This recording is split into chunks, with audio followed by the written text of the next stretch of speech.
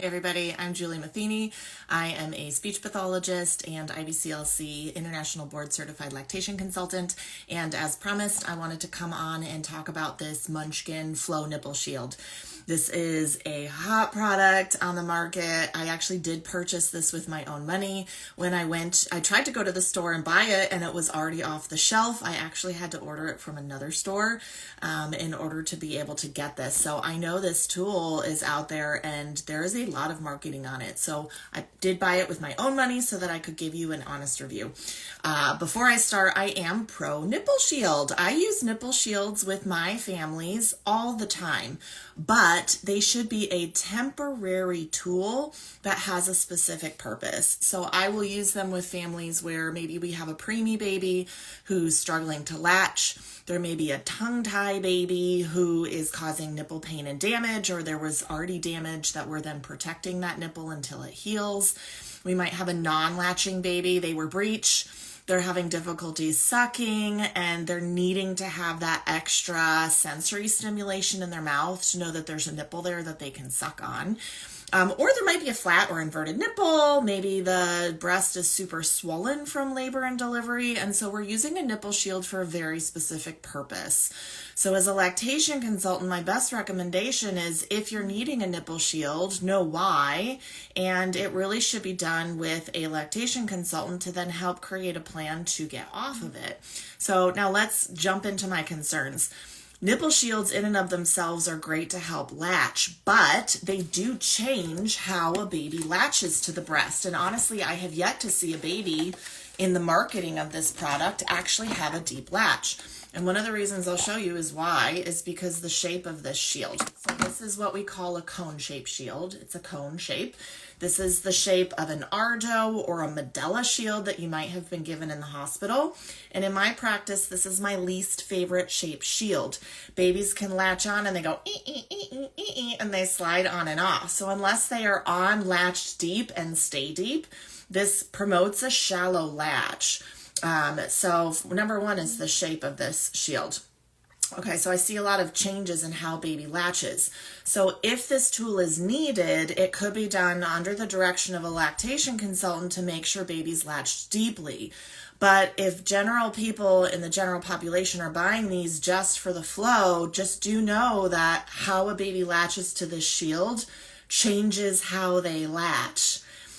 Which can then actually impact how that baby feeds. My other concern is, yes, you can see flow, but what is that actually telling you?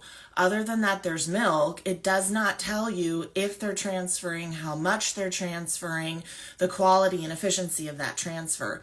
Now, I can understand there could be somebody out there that needs that visual reassurance, a feedback loop, to know that their baby is moving milk. This could be a temporary tool when you've been working on increasing milk supply, working on oral motor skills, getting that tongue tie released, where you need a temporary visual to see, oh yeah, baby's feeding and actually moving milk. But there's better ways to do that. Pre and post feeding weights can be a way where we can actually accurately assess how much is baby transferring. Okay, so those are some of the, starter points. My other concern is cleaning. I have moms that use these temporarily 2 or 3 weeks for triple feeding plans or for preemie babies or whatever, and I'll walk in and they've got it sitting on the bedside with crust from milk from 2 feedings ago because they have a hard time cleaning a regular nipple shield. So my concern is, are parents actually going to sit there and appropriately clean this shield at 2 a.m. after they've been breastfeeding in the middle of the night? Big concern.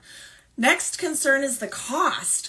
One nipple shield costs $40 and can only be used about 200 times, which is 3 weeks worth of feeding. If a baby's feeding 11 times a day, that's 20 days. So it's really temporary. $40 for being able to use for about 3 weeks. Now that might be all it takes for you to be able to gain your confidence that baby's moving milk. But know that it is an expensive investment. Most nipple shields, I purchase mine in bulk. I get them for about $1.50 to $2.50 a piece. I give mine away to patients. You're my tax write-off. You can get 2 Lancino shields for about $7 at a pharmacy or store. You can order some shields, again, they're anywhere from like $5 to $10 or $12 from what I've seen and from what I've purchased myself to carry with me. And those shields can be used the entire time that you need them. You don't have to replace them after X number of uses. So it is very cost prohibitive for something that really should not be used unless it's needed. Okay, so sometimes, again, the shield can create a problem that was never there. The shape can create a problem with the latch, and it can be cost prohibitive. Do I think it's cool? Yeah. When I saw it, I was like, dude, that's gnarly. Like, how fun is that to be able to see your milk flow? So tools are not one size fits all. They should not be recommended unless we need them. We need to clinically evaluate why we need them. Could there be somebody out there that could benefit from this? Yes. I could see this where from a psychological or maternal mental health perspective, this could be a handy tool when used appropriately for somebody to see their milk flow. But in general, these should really only be used temporarily and under the guidance of a lactation consultant, because even though you can see milk moving, that baby may not be transferring that milk effectively. And so we run the risk of potentially having a baby not efficiently feeding and not moving milk and not gaining weight as appropriate. So I bought it. I'm going to keep it in my tool of tricks. I can't wait to find just that right unicorn person or patient to use this with. But do I believe this is a good product? No. I'm also concerned about the research on Munchkin's website for saying 93% of moms rely on flow. It's a research study that they did that you can't access. It's not access to the public, and they funded the study, which is never good research.